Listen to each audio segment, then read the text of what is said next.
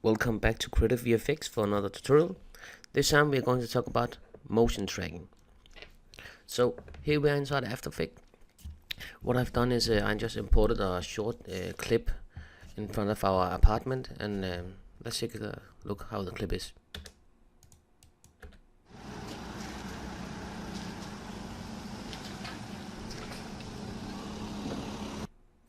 Okay, let's kill the sound. So basically, you're looking at the comp window right now.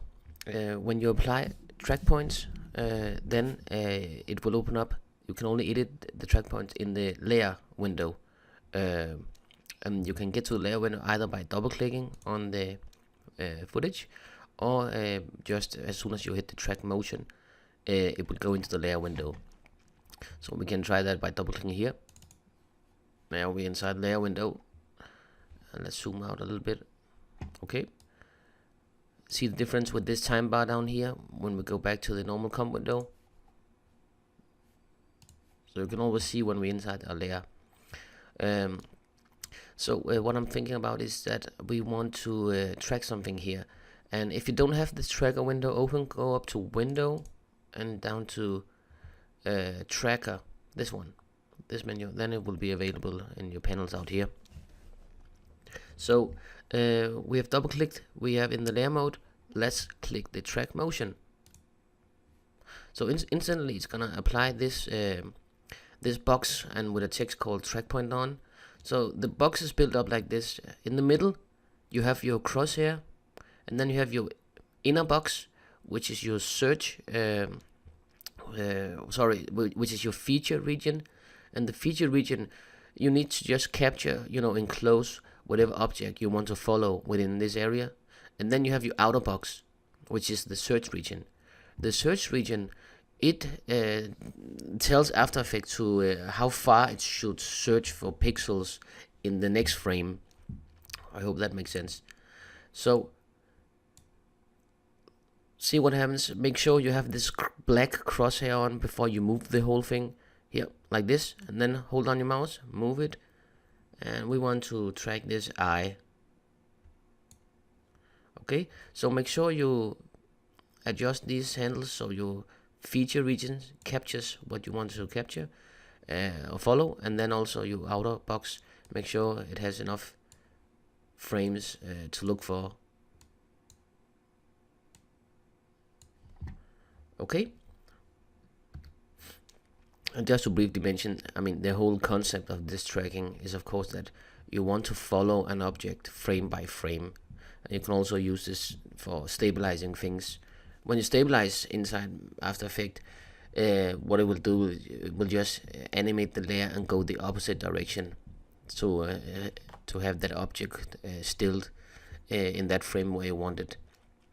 But for stabilization, After Effects has grown very rapidly since the early ages, so they have implemented a new effect for that called the warp stabilizer, and that actually works pretty much. It automates everything for you.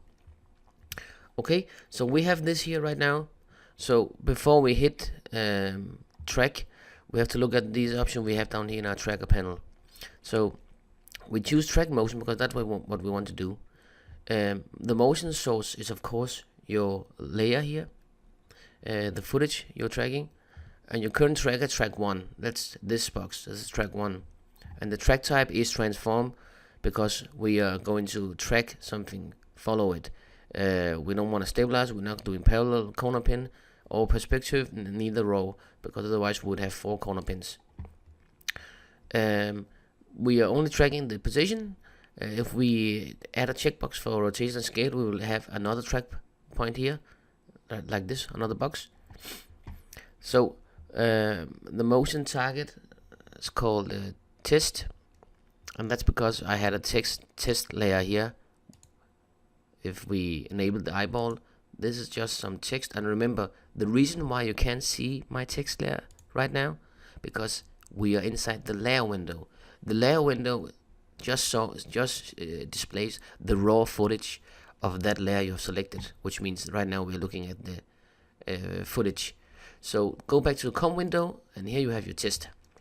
Okay, so let's go back to our layer window. we have our layer window here. We have not applied any track data yet. So because I just mentioned this motion target, it's set to the test because that will be the target. But let's go on and I'll show you why. You choose edit target. This will be your null object when you have your null in here. But before you do that, let's get a null in there. Right click, new null object, and this will be your track data. Okay, so in here, let's track forward, see what's gonna happen. Looks pretty good so far, and stop. Let's go back.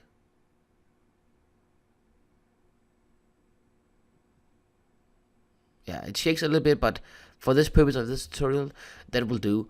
So, as I told you, now we have the tracking data.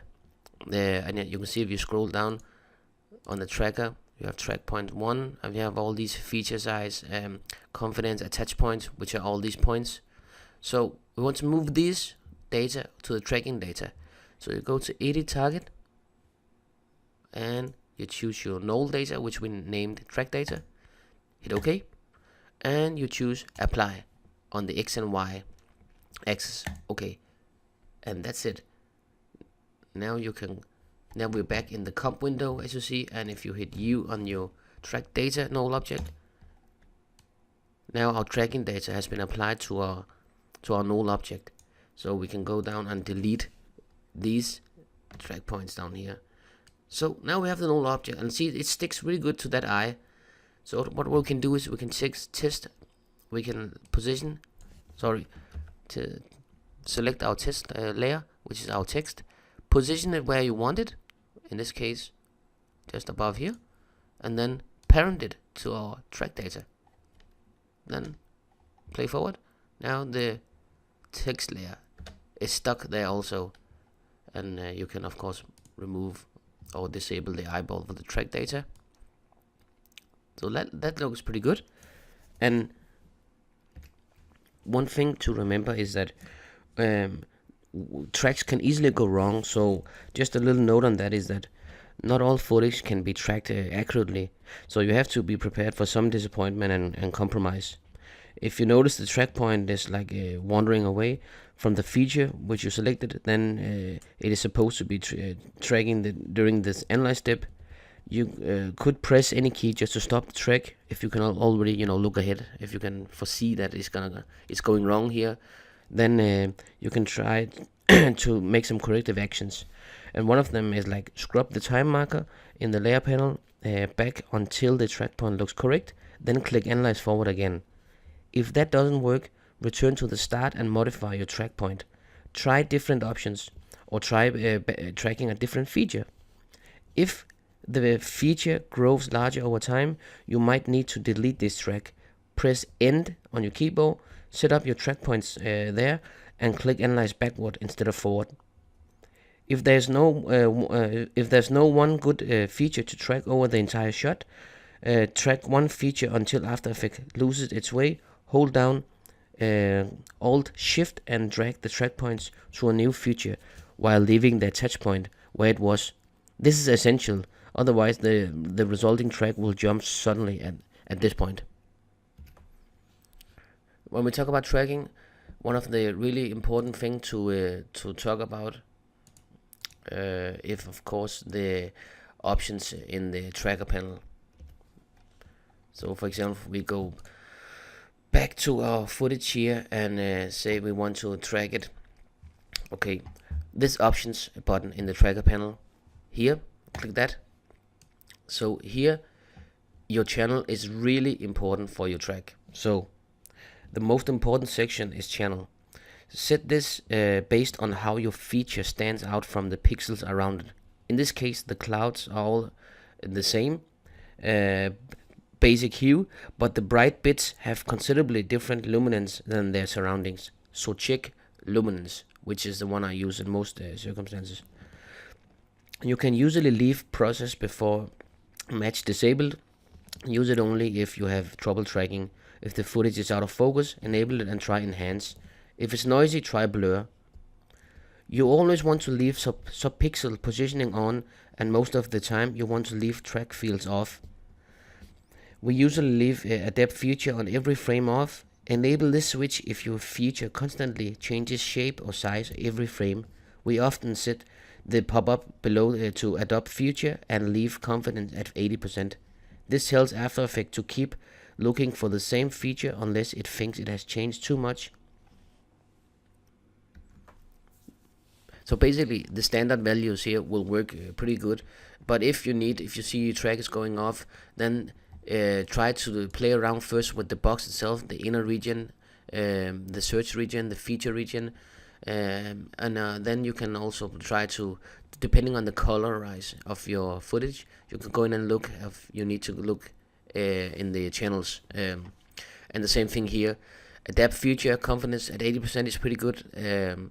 It only if you have a lot of size and shapes movement from frame to frame, check this adapt feature on every frame.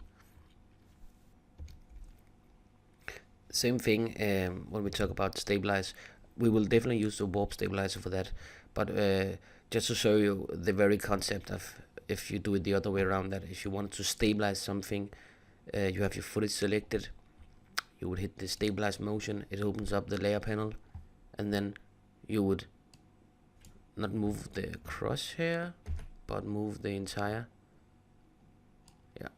move this, and you can remember you can hold down spacebar and move the whole picture. So let's see if we can get this black crosshairs. Maybe we need to zoom in like that. Okay, enlarge it.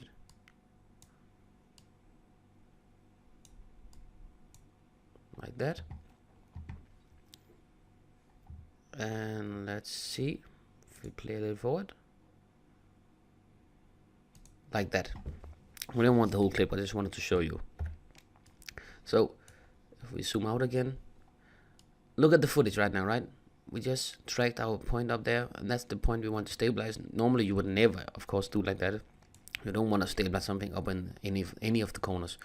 You use this stabilization tool normally because you have a handheld camera which is pretty shaky, and then you want to focus on an object, a person, a car, something like that. Then you use the stabilize within the center normally. So just to show the concept. So right now we have the track that, and now we want to edit target, and this time we don't use it applied for null, but we apply it on the track itself, I mean the footage itself. So hit OK and apply on the X and Y. Okay, and then now we're back at the comp window, and it has created all these stabilization points for us. And look at the footage right now.